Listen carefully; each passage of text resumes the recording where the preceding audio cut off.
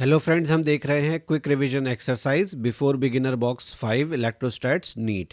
पहले क्वेश्चन में हमें कहा है potential energy is defined for electric field because it is a conservative field, it is a non conservative field. बताइए क्या आंसर होना चाहिए। पोटेंशियल एनर्जी को इलेक्ट्रिक फील्ड के लिए क्यों डिफाइन करते हैं? क्योंकि वो एक कंजर्वेटिव फील्ड है या नॉन कंजर्वेटिव? तो ऑब्वियसली कंजर्वेटिव फील्ड है। अगला question, potential energy of a system of particles is defined as। पहले ऑप्शन में work done in assembling the system in a given configuration bye interaction forces between them. Second, work done in assembling the system in a given configuration against the interaction forces between them. तो बताइए कौन सा work done लेते हैं potential energy को define करने के लिए, अगेंस्ट द इंट्रैक्शन फोर्सेस या बाय द इंट्रैक्शन फोर्सेस? तो obviously against the interaction forces जो वर्क डन होता है उससे पोटेंशियल एनर्जी स्टोर होती है। अगला question, if the force between the particle is attractive then. अगर फोर्स जो है पार्टिकल के बीच में वो अट्रैक्टिव है तो पहला option, external force required to assemble the particles from infinity to given configuration is negative, और second, final potential energy is negative. Third option दोनों ही सही है, ए और बी। और डी ऑप्शन है both work and potential energy is positive. तो question ये कह रहा है कि अगर पार्टिकल्स के बीच में फोर्स अट्रैक्टिव है तो एक्सटर्नल वर्क जो सिस्टम को असेंबल करने के लिए लगेगा from infinity to given configuration वो नेगेटिव होगा। मतलब हमें कोई वर्क ही नहीं करना पड़ेगा, पार्टिकल्स अपने आप अपने अट्रैक्शन फोर्स की वजह से पहुंच जाएंगे। तो ऑब्वियसली हमें कोई वर्क नहीं करना पड़ेगा, पार्टिकल्स अपने आप वहां पर पहुंच जाएंगे क्योंकि वो एक दूसरे से अट्रैक्ट हो रहे हैं। दूसरी बात, पोटेंशियल एनर्जी ऑफ सिस्टम क्या होगी फाइनली? ऑब्वियसली नेगेटिव होगी क्योंकि वो अट्रैक्ट होके पास आना चाहते थे और हमने उन्हें पास ला दिया। तो इसका मतलब ये है कि हमने जो नेचर था हमारे फोर्स का उसी के अकॉर्डिंग काम किया। तो जब भी हम ऐसा करते हैं हम पोटेंशियल एनर्जी लूज करते हैं। तो सी ऑप्शन सही होगा कि ए और बी दोनों ही हमारे करेक्ट ऑप्शन है। फिर हमें अगले क्वेश्चन में क्या मिला, potential energy of two charge particles is. दो चार्ज पार्टिकल की पोटेंशियल एनर्जी पॉजिटिव होती है जब उनके साइन ऑपोजिट होते हैं, पॉजिटिव होती है जब उनके साइन सेम होते हैं, नेगेटिव होती है जब दोनों के साइन ऑपोजिट होते हैं। कौन सा स्टेटमेंट सही है? तो पोटेंशियल एनर्जी का फॉर्मूला आप जानते हैं कि Q1 Q2 अपॉन R। अगर Q1 Q2 का साइन सेम होगा यानी पॉजिटिव पॉजिटिव हुआ या नेगेटिव नेगेटिव हुआ तो पोटेंशियल एनर्जी क्या आएगी? पॉजिटिव आएगी, यानी बी ऑप्शन सही है। और नेगेटिव आएगी अगर उनके साइन ऑपोजिट हैं। तो बी और सी दोनों सही हैं, ये कौन कह रहा है? डी। तो ज़्यादा अप्रोप्रिएट ऑप्शन कौन सा है? डी। अगले क्वेश्चन में, how many different possible pairs in calculation of interaction energy of a hexagon. एक हेक्सागन की इंट्रैक्शन एनर्जी की कैलकुलेशन में कितने डिफरेंट पॉसिबल पेयर्स हम बना सकते हैं? तो आपको पता है हेक्सागन में 6 चार्जेस होंगे वर्टिसेस पे, तो कितने पेयर बनेंगे? 6 इंटू 6 माइनस 1/2। ये कितना हुआ? 6 इंटू 6 माइनस 1/2 आपका हुआ 15। तो 15 नंबर ऑफ डिफरेंट पेयर्स बनेंगे। जैसे आपने बनाए होंगे ना ट्राइंगल के लिए, स्क्वायर के लिए, कि एक ट्राइंगल बनाना है एक स्क्वायर बनाना है, तो यही फॉर्मूला लगाते हैं n इंटू n माइनस 1/2। फिर अगला question, we can define electric potential as. Electric potential को हम कैसे डिफाइन कर सकते हैं? Work done in bringing a unit positive charge from infinity to the given point by the electric forces. तो क्या इलेक्ट्रिक फोर्सेस का वर्क डन होता है इन्फिनिटी से गिवन पॉइंट के लिए? Work done in bringing a unit positive charge from infinity to the given point against the electric forces. Yes, ये सही है, against the electric forces potential होता है। जैसे पोटेंशियल एनर्जी होती है अगेंस्ट द फोर्सेस, वैसे ही पोटेंशियल भी डिफाइन होता है। अगले क्वेश्चन में, potential at a point can be physically interpreted as the work done. किसी पॉइंट पर जो पोटेंशियल है उसको हम वर्क डन की टर्म में इंटरप्रेट कर सकते हैं। कौन सा work done? Work done within the conservative field in displacing a unit positive charge from that point to infinity, point से infinity. Work done within the non conservative field, no, within the conservative field unit positive charge from infinity to that point. तो obviously कौन सा work done होता है जो conservative field में किया जाए और कहाँ से कहाँ के लिए किया जाए? यूनिट पॉजिटिव चार्ज को इन्फिनिटी से उस पॉइंट तक लाने में जो वर्क डन होता है उससे हम पोटेंशियल को डिफाइन करते हैं।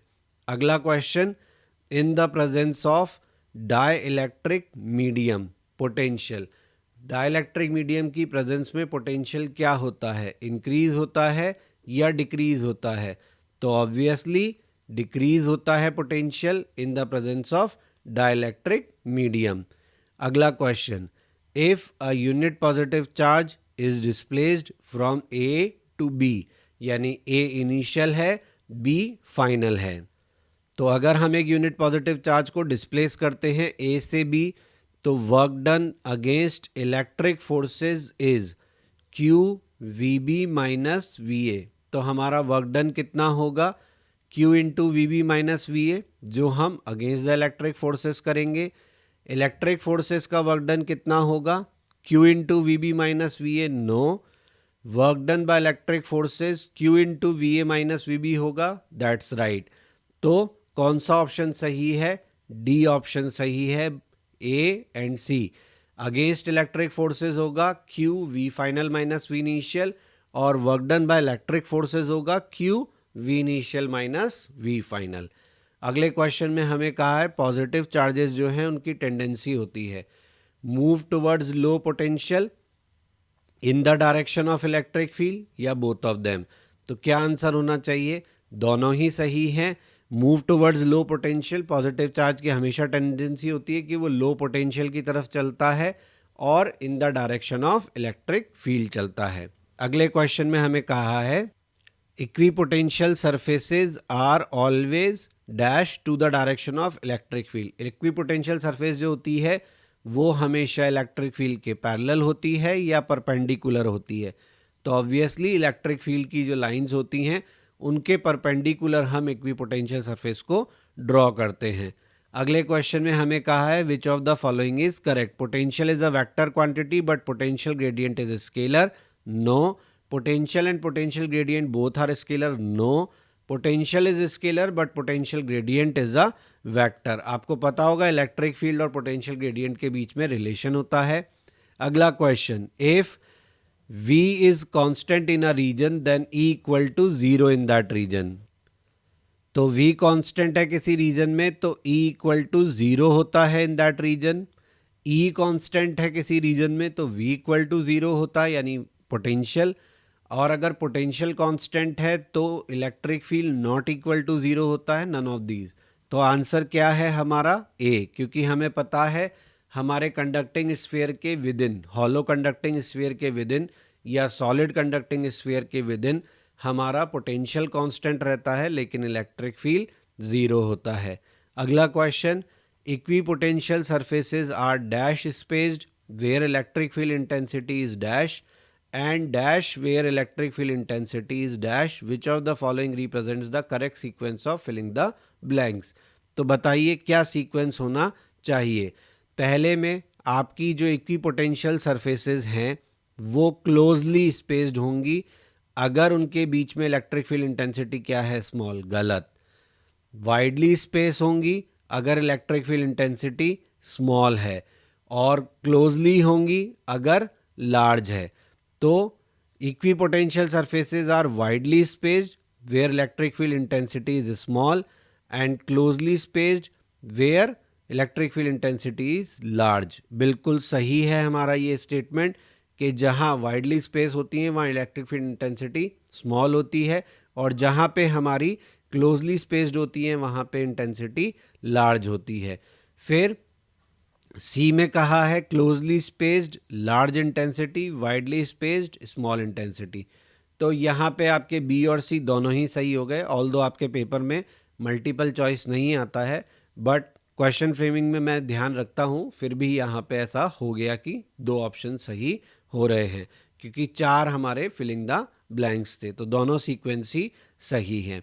अगले में हमें कहा है different equipotential surfaces due to a point charge whose potential differs by a constant amount से 1 वोल्ट आर। तो क्वेश्चन में कहा है कि डिफरेंट इक्वी पोटेंशियल सरफेसेस हैं किसी पॉइंट चार्ज के कारण जिनका पोटेंशियल एक कांस्टेंट अमाउंट से 1 वोल्ट से डिफर कर रहा है, तो वो इक्वी स्पेस्ड होंगी या नॉट इक्वी स्पेस्ड होंगी? तो नॉट इक्वी स्पेस्ड होंगी, मतलब हम ऐसा नहीं सोच सकते कि 1 वोल्ट से वो अगर डिफर कर रही हैं तो वो इक्वली स्पेस्ड होंगी in case of a point charge. I hope आपको ये जो क्वेश्चंस एक्सरसाइज मैंने करवाई है इससे हेल्प मिलेगा और आप बिगिनर बॉक्स 5 को अच्छे से कर पाएंगे। Go ahead. Beginner box solution के वीडियोस के साथ ही मैं आपको क्विक रिवीजन वीडियोस भी पोस्ट कर रहा हूं मेरे इसी चैनल पे, और मेरे हर बिगिनर बॉक्स के सॉल्यूशन वीडियोस से पहले वो पोस्ट किया जाएगा, जिसका पर्पस आपको एक तरीके से बिगिनर बॉक्स को अटेम्प्ट करने के लिए तैयार करना है और आपके बिगिनर बॉक्स से पहले की जो थ्योरी पार्ट है उसको कवर करना है। तो प्लीज़ अगर आपको बिगिनर बॉक्स को करने में कोई भी दिक्कत आ रही है तो क्विक रिवीजन एक्सरसाइज वीडियो देखना ना भूलें। So for that you have to like, share and subscribe my channel. Don't forget to press bell icon for notifications. और अगर आपको मेरे क्विक रिवीजन एक्सरसाइज या मेरा कंटेंट टेक्स्ट फॉर्मेट में चाहिए तो वो मेरे ब्लॉग पर अवेलेबल है, क्वेश्चन नहीं बनता blogspot.com। अगर आप मुझे कोई सजेशन देना चाहते हैं तो आप मुझे मेरे मेल आईडी पे मेल कर सकते हैं। यही कंटेंट मैं फेसबुक पेज पर भी क्वेश्चन नहीं बनता पर पोस्ट करूंगा और इंस्टाग्राम पर भी आप मुझे ज्वाइन कर सकते हैं।